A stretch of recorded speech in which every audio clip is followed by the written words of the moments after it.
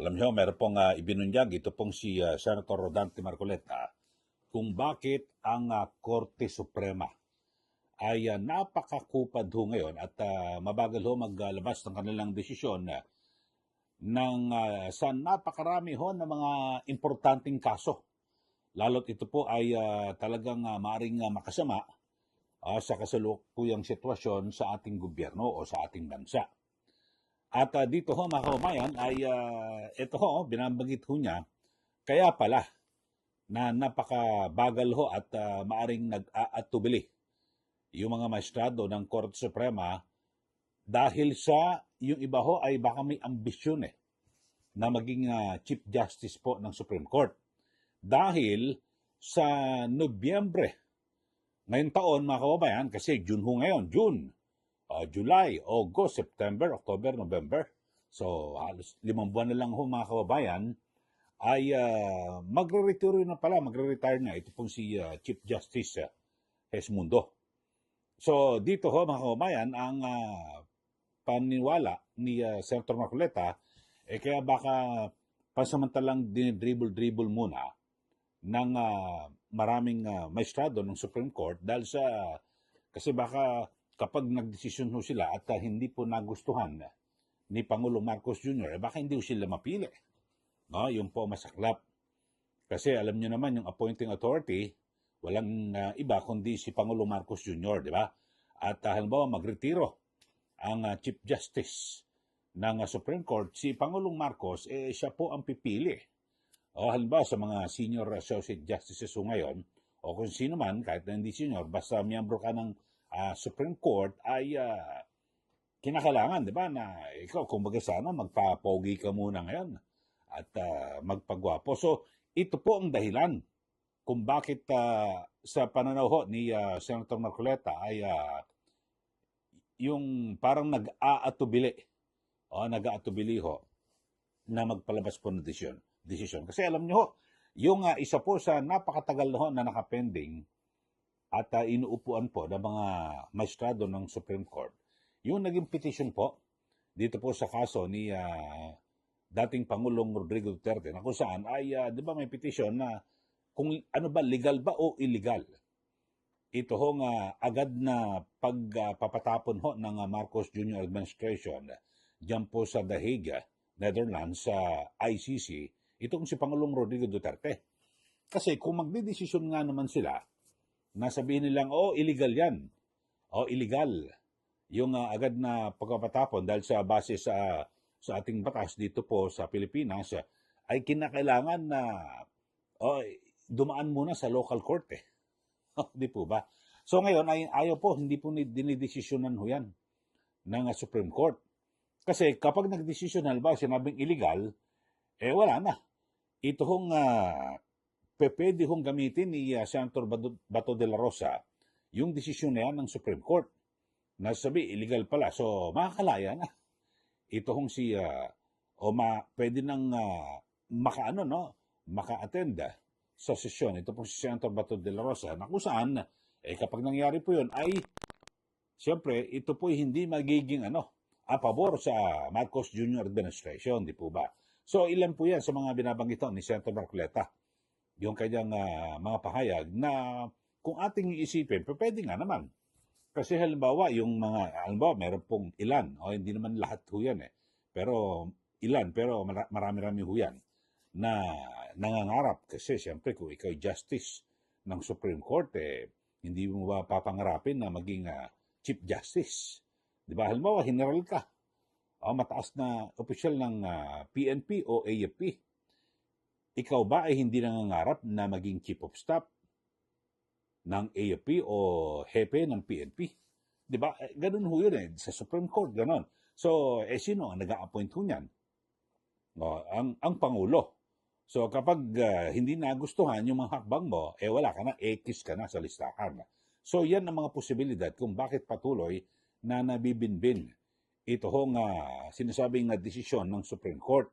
Ito, pakinggan ho natin itong paliwanag ni Senator Rodante Marcoleta. Ng halimbawa, yung petisyon na inihain sa Korte Suprema na naghahanap ng kasagutan kung yung pagkaka-rendition ni dating Pangulong Duterte ay legal at makatwiran. Opo.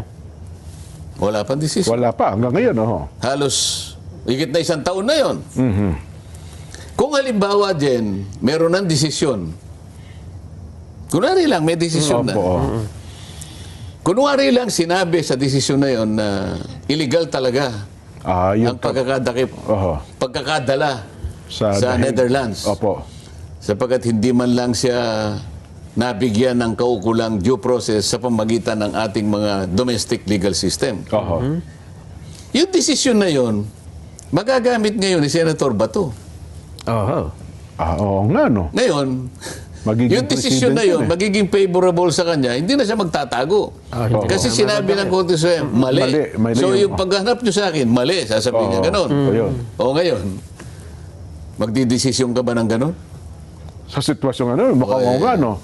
So, mas mabuti. Sabi siguro ni Nelson, diyan, magdesisyon tayo ng ganon. Para, sige, tapos si Nelson, hindi, ikaw ngayon. So, ipitin. Magiging ponensya, no? Halimbawa, Sa mga katwid, tingnan mo, pati yung petition ni Senator Bato, hindi pa rin. Oo nga, no? Balikan mo yung pagdidesisyon sa, nagkaroon din ng petition tungkol sa budget ng 2025. Ayun nga. Ayun, isa pa yun, Ano? Hanggang ngayon, may oral argument pa ata hanggang ngayon. Di ba? Nandiyan pa rin. Oo. Kasi, meron naman silang katwiran dyan sabi niya. Kasi, ang nakalagay naman sa saligang batas, ang Korte Suprema, lahat ng kaso na tinanggap, meron silang 24 months to decide. 2 taon pala yan bago desisyonan. Hindi lang yun, ganito yun 24 months. 24 months to decide from the point where the court already submitted it to for decision. Ibig sabihin, from the point where the court said that it is now submitted for decision, bibilang ka ng 24 months. Hindi pa naman submitted for decision. Oo nga, oral arguments pa lang ngayon. Hindi ngayon lalakad Yung yung 24 metro months. ng taxi. Ayun, ganyan pala, no? Yung 24 months, mag-uumpisa after the case was submitted for decision. Sila lang naman nakakaalam kung kailan nila isasubmit for yun, decision. for decision yun. Oo nga naman. Yan ang sinasabi natin. Ayun. Pero, kagaya ng sinasabi ko sa'yo, itong power struggle sa Senado, hindi makakabuti sa ating mamamayan Napatagalin ng patagalin. kung ito'y no? magtatagal. Yes, tama Ang kayo. arbiter lamang talaga rito ay Korte Suprema. Ayun. Ngayon, halimbawa na nag-file si SP Alan, Yan. nagpetisyon. Ang petisyon niya ay para sa watain yung 12 na nagkaroon ng power grab, humingi ng TRO, na huwag silang Huwag silang umakto. huwag silang umakto Ayan, sa kanilang posturing na sila na ngayon ang parang SP President. Nandito pa naman ako, sabi niya. Na parang kayo po yung sinusunod ngayon, samantalang ang pinangyarihan po ng inyong ginawa ay illegal dahil 12 lang kayo. Ayun. Yun ang pinaka-gist ng petition. Halimbawa, At kung halimbawa na naisin pa namin na mag-TRO kayo para pigilin muna sila ngayon. Ayun. Status quo halimbawa. So himungi kami ng status quo ante. Para sa gano'n, ang kilalanin habang dinidesisyonan SP ay si Alan. SP Alan. Yan. Para sa gano'n, umusad Yes. yung normal na pamamalakad ng Senado. Opo. Paano kung sabihin niya hindi siya magkamukha nang nangyari, hindi sila nag-issue ng TRO? Opo. Pagkatapos, pagkukomentan yung kabila, babalik ako sa tanong nyo, kailan magdidesisyon? Ayun nga. Oo nga, no? Kasi June pa lang June. July. November pa. June, July, August, September, October, November, almost 6 months na lang. November, pwede nga naman kasi kung magre-retiro si Chief Justice Gismundo. Bakit hindi natin subukan para makakatiyak tayo? Sen, baka naman. Hindi na yun, maring yun ang gawin. Maring yun ang gawin. Kasi nga, hindi natin malaman kung paano uusad Meron pang nakaamba na impeachment Ayan, Yun pa. isa pa po yan. proceedings. By June 18 yata, pre-trial conference na raw. Oh. At saka, nakapile din yung petition, Sen, di hindi ba? natin maintindihan kung gaano ang epekto ng power struggle na to dahil miski sa impeachment, Nelson, Opo. sinasabi dyan, the Senate President Shall preside. shall preside Yes. Ayan, Binago nila, sa Sen. mga sa mga ibang kaso ng impeachment na hindi involved ang presidente. Ang presidente. Apo. Kasi pag ang subject ng impeachment, ang presidente, ang magpipreside, Chief Justice. Chief Chief Justice. Justice. Oo. O sa ibang kaso kanya, the Senate Senate President President. will preside. Yes. So kung mo ito'y Vice President, Senate President dapat. Senate President. Aha. O yung Senate President sa amin ay si Alan Cayetano. Oo nga. Pinalitan siya, naggawa ng, hindi naman nag-elect ng Senate President sila eh. Ang in-elect nila, Pro tempore. President pro tempore, Acting. Ginawang pagkatapos nung siya'y mahirang na Senate President pro tempore, may nag-motion na siya yung acting president. Sino magpipresent sa kanila ngayon? Si Alan Cayetano o si Sherwin Gatchalian? Oo. Ito yung problema natin ngayon na kailangan talaga ay mamagitan talaga ang Korte Suprema Ayun. sa lalong madaling panahon. Oo. Yan po, ang pahayag ni paliwanag ni Senator Marcoleta, kung iisipin lang ho natin, may punto ho eh. Kasi, di ba, halos mahigit 5 buwan na lang eh. Siyempre, kung sana, dribble-dribble pa natin to eh. Kaya naman eh, baka yung iba na nagsasabi, nako, huwag muna tayo magdesisyon. Kasi baka wala sa ating mapili na Chief Justice. Di ba? Yun ho, mga kababayan. Yun po, no? Pero ako naman, naniniwala ako at sa punto ho na ito ni Senator Marcoleta. At ito matindi. Kaya dito titimbangin mo eh. Sana yung Supreme Court ay ano ba ang kanilang mas matimbang sa kanila? Yung ambisyon na maging Chief Justice o sa lalong madaling panahon ay agad nang maayos ito pong problema dito po sa ating bansa. Kasi bukod doon sa napakaraming mga kaso na nakapending ho ngayon, di ba? Yung kay dating Pangulong Duterte na kung saan ay meron pong petisyon na sinasabing illegal ito hong pagpapatapon ho kay Pangulong Duterte diyan po sa dahig sa ICC. Tapos pangalawa, ito rin si Senator Bato de la Rosa, meron din mo siyang petisyon eh. At na kung saan ay sinasabi niya kung legal ba o hindi at ano ba ang tama na kapag may lumabas na warrant mula po sa ICC ay talagang dapat ho bang dumaan sa local court. O yun ho. Tapos, yung mga nakabinbin pa ho ng mga, kasi ito ho, katulad ng binabagit ni Senator Marcoleta, yung naging desisyon po ng Supreme Court, dito po sa, yung school teacher, high school teacher, na kung saan ay sinasabi niya, pinadideklara niya na valid yung quorum po ng grupo po ng Gatchalian Black. Sana yun ho, kung talagang gustong-gusto ng Supreme Court na agad na humupa ang atensyon diyan po sa Senado, pwede nilang gamitin ho sana. Yung usaping yun, bagamat sabihin nila, tama, yung merito, yung nagsabi ng hindi naman siya apektadong, di ba, personalidad, dahil hindi naman siya senador, siya ay isang high school teacher, pero pwede niya nang isiningit ko sana roon eh. Diba? Tama ho, sabi, na kung saan, o sige, pero ito talaga ang tama.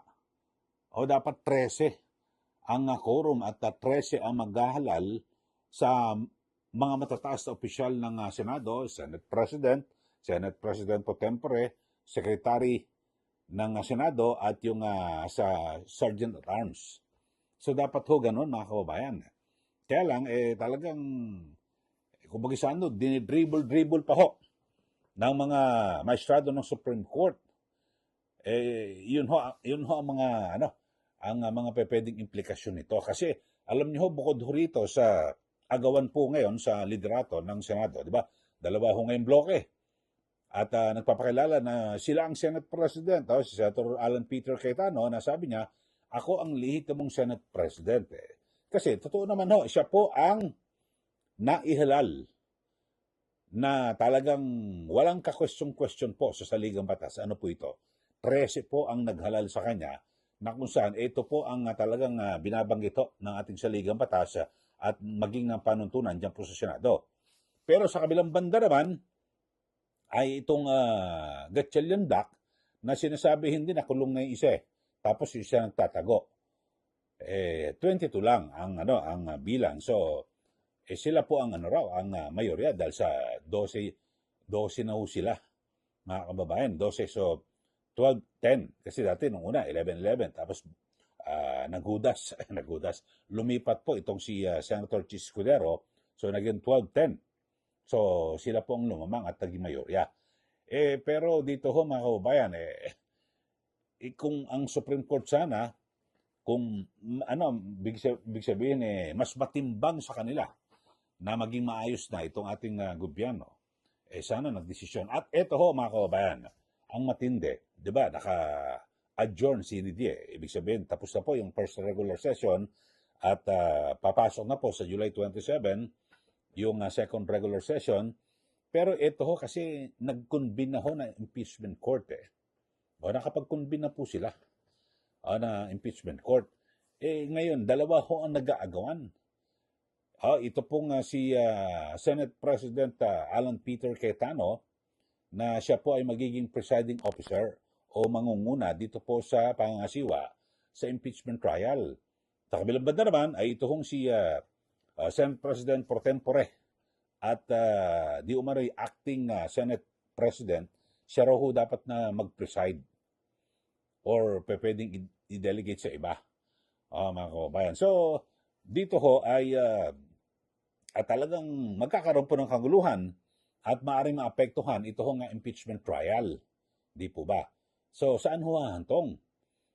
Kaya talagang sa pagkakataong ito, sabi nga ni Senator Marcoleta, talagang yung Korte Suprema ay marapat na kumilos sa lalong madaling panahon para matapos na po itong kaguluhan at tensyon dito po sa Senado. Kasi alam niyo naman ho, ang papel po ng Supreme Court ay sila po ang taga-interpret ng batas. Sila po ang pinaka-arbiter. May dalawang kampo na nagtatalo-talo, nasa gitna ang Supreme Court, siya ang magdedesisyon, ikaw ang tama, ikaw ang mali. Di ba? Ganun ho yun Pero nasaan ang Supreme Court, mga kababayan? Yung pala, kasi ang dami, lahat parang, alam nyo, parang nasanay na ho tayo lahat sa nakapag ang Supreme Court, talagang napakabagal ho kumilos mga kababayan. Pero sila ho ay kanilang dinidisiplina yung mga hukom sa mabagal na pagkilos sa mga kaso. Dinidisiplina nila, pero yung kanilang sarili ho, mga kababayan, ay napakabagal. Ito nga Supreme Court na lalo't yung mga petisyon na inihain po sa kanila ay napaka-importante at maaaring maging mitya ho ng lalo pa hong pagkakawatak-watak at tagurumabi ho yung hidwaan ng mga Pilipino na sana po ay sa lalong madaling panahon ay aksyonan na po ito ng Supreme Court, di po ba? Yun ho ang inaantay. Yung pala, kaya pala hindi maaksyonan, merong mga ambisyoso o nag-aambisyon. Sabagay, wala namang masama kung gusto mangarap na maging Chief Justice ng Korte Suprema. Bakit hindi naman? Kaya lang, kung ipapalit mo naman dito yung kaguluhan at siyempre nalalagay po sa balag ng alanganin ang mga Pilipino, parang hindi po maganda, di po ba? So, yun lang naman ang binabanggit natin na sana sa lalong madaling panahon ay kumilos na po. Alam niyo yung sa Supreme Court, yung mga maestrado, huwag niyo na hong pansinin kung sino magiging Chief Justice. Dapat mas matimbang niya sa inyo, bigyan niyo po ng bigat yung kalagayan ng ating bansa. Yung magiging epekto nito kapag nagpatuloy pa ho at tumagal na tumagal ito hong nangyayari dyan po sa Senado na kung saan ay dalawang grupo ang nagsasabi na sila po ang lehitimo. Kayo ho, ano masasabi niyo rito sa ating mga viewers, sa ating mga taga-subaybay dito po sa ating channel?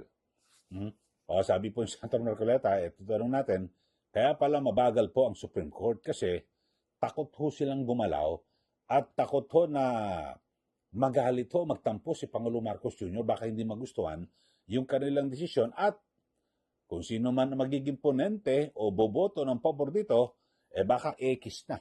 Ay, hindi ko na i-appoint yan. na Chief Justice bumoto yan ng na hindi pabor sa akin bilang Pangulo, di ba? Sa aking kampo o sa aking administrasyon, ganun po mangyayari. Sige, kayo po, magbigay na po kayo ng comment dito po sa ating channel. At ano po masasabi nyo rito, yung yung Supreme Court talagang sadyang binabagalan para patapusin muna yung pagre-retiro ni Chief Justice Sesmundo at siyempre para may mapili sa kanila kung sino man na magiging pinuno ng hudikatura o yung sangay ng hudikatura o bilang Chief Justice ng Korte Suprema. Sige, magbigay na po kayo ng comments dito po sa ating channel. Sa mga bago lang po, subscribe na po kayo. At huwag niyo pong kalimutan na i-like at i-share. Pakisundan niyo rin po yung aking Facebook page, Eli Saludar. Maraming salamat. Muli, ito po si Ka Eli. Magandang araw po sa ating lahat.